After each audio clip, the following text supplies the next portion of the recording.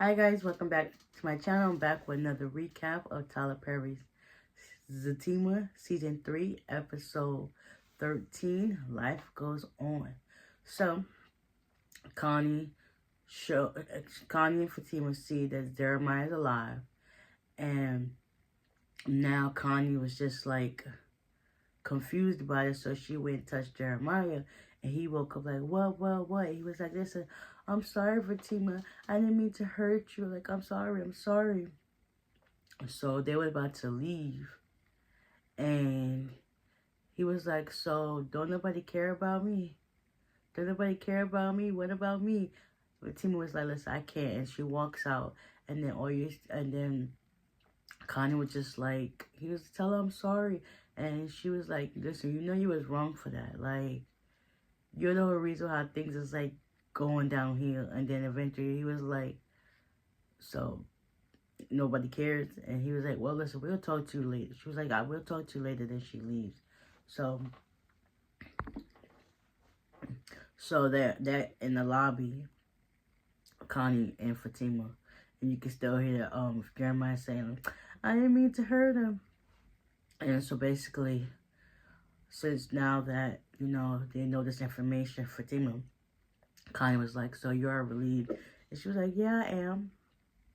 But I'm gonna wait till tomorrow for this. So Connie was just like, so you're gonna leave him in there? And she was like, yeah, because I want to teach him a lesson because he's been in jail before, and he big boy, he can handle it. Because what if he does this again? Yeah, that part. So they still trying to realize, like, okay, Connie sees it as if we need to get him out now. Well, it's nothing to, right now, they're like closing out, so there's nothing really they can do. They will have to wait till tomorrow anyway. So they can, get stuff together while this stuff opens up, because it's late now. So after that, Fatima decides to take her back home to get her car. So she gets home. Just as they pull up, Dr. Reed shows up. And then Connie's looking like, And she was like, who's that? She was like, and Fatima was like, that's Dr. Reed, Zach's therapist. So she was like, oh, okay. She was like, hopefully my car started. And Fatima was like, yeah, mine's too. So Connie gets out of her car. Dr. Reed and Fatima hug and go inside the house. And Connie's still outside. So Dr. Reed comes inside with Fatima and they start talking. Basically, Fatima tells Dr. Reed all the information that she had about Zach. And he was like, so how do you feel about that? And she was like, well, I wanted to let her keep him in there and then wait till tomorrow. And he was like, well, I thought you was going to say suffer. But she was like, yeah, that's still along the same lines. And he was like, I want you to sleep on it to wake up with a clear head. And she was like, yeah, okay. So she was like, I basically apologize for having you come all the way out here, because that's something they could have said over the phone, but whatever the case may be. But listen, I don't mind, that was that. So they eventually hug with the door open. You could still see Connie there. She was fidgeting with something in her car. And then he leaves. And then Fatima goes up to the car. I was like, I see your car still running fine. She was like, yeah, I was just not wearing warm up or whatever the case may be. And then Connie pulls up. So by this time, Zach done called Preston. And Preston done had Bryce in the car, but he ended up dropping Bryce off to Angela because they was going to have a little small talk, but he didn't want to get into that Bryce. And it's like, Bryce, he laughs about everything, when it's serious. So it's just like, it's hard to know when to trust him, what's his true genuine self, but whatever. He drops Bryce off at Angela's house, and Preston pulls up and knocks on the door while I guess Fatima's cleaning up. And she opens it, and he was like, it's Preston. Like, oh God, again. So come to find out, Zach called her back again. He basically said, listen, I'm gonna wait outside. Gives Fatima the phone. They talk or whatever. And basically, Fatima asks him, like, listen, what is, like, if this was to happen again, like, what would you do? He was like, listen, he was kind of what's it called? Well, stumbling against his words or whatever. He was like, listen, I will listen to you and stuff like that. Like his thought process wasn't as clear as she thought it would be, because it was just like, yeah, it don't seem genuine, it don't seem authentic, it don't seem real. And he was basically just trying to get her to tell her the words that she wanted to hear, so everything be goody goody. And she was like, I don't got time for this. Like I'm not gonna be able to help you. You're gonna sit in there for a long time.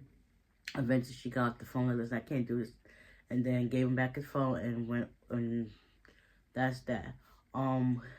Connie, she pulls back up to the plate for the house, and she talks to Tony and Nate, and they basically tell her the same thing that she was told. And Nate feel like he gonna be like Mr. Captain Saverman and try to do his best to get Zach out of jail after hearing all this information. Tony understands both sides, and it's just like, okay, I understand. All actuality, there's nothing real they can do. They will still have to wait till tomorrow anyway. So with a clear-headed conscience. So Nate and Connie get into it. Nate walks off. Tony and Connie still talk and whatever. And then he asks her, listen, are you good?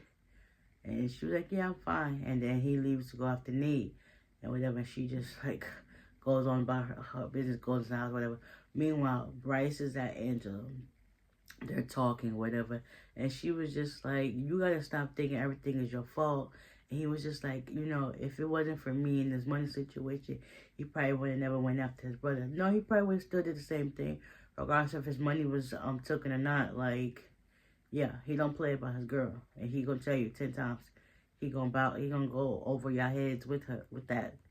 So Angela was like, listen, I'm proud that you like super sensitive, but it's not your fault. And he thought that he was going to stay the night. She was like, no, you gotta go. Because he was thinking that she had company over. And she was like, no, if I had company, you wouldn't even be here. Yeah, so after they had a little small talk, whatever the case may be, Bryce went on about his way.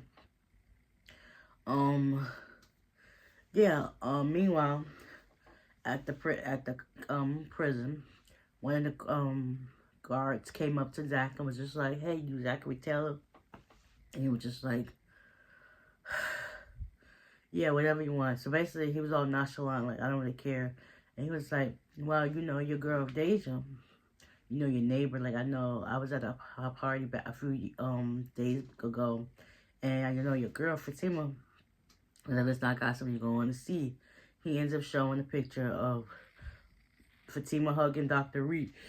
Excuse me, but at that angle, you don't know who it could be. So he was like, your girl stepping out on you. So he was just mad behind that. But it's just like, y'all about to send Zach through a whirlwind. Like, he already dealing with this. Now you make him deal with that.